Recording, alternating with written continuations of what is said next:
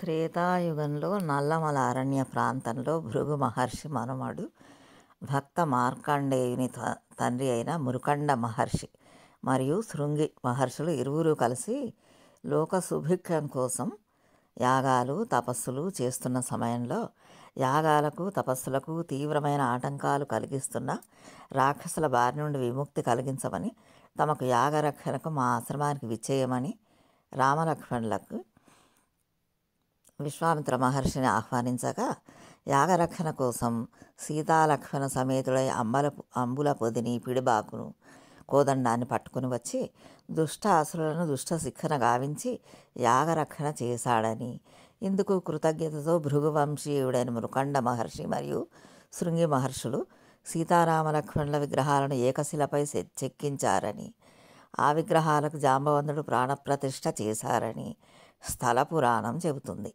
ఇందుకు సంబంధించి ఒంటిమిట్ట అతి సమీపంలో ఇప్పటికీ మృకండుని ఆశ్రమం ఉంది, తిలకించవచ్చు. ఈ ఆలయంలోని ప్రధాన విగ్రహం యొక్క ఒకే శిలలో శ్రీరాముడు సీతా లక్ష్మణుడు విగ్రహాలు చెక్కబడ్డాయి. దేవాలయాల్లోని మూల విగ్రహాలలో రాముని విగ్రహం పక్కన హనుమంతుడు విగ్రహం లేని రామాలయం భారతదేశంలో ఇదొక్కటే.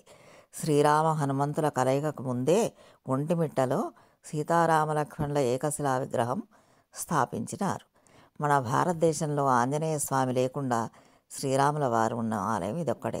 ఇంతేకాకుండా శ్రీరాముల వారి కళ్యాణోత్సవం దేశమంతటా చైత్ర శుద్ధ నవమి రోజున మధ్యాహ్నం వేళలో జరిగితే, ఇక్కడ ఈ ఒంటిమిట్ట కోదండరామునికి చైత్ర శుద్ధ పౌర్ణమి రోజున నిర్వహిస్తారు.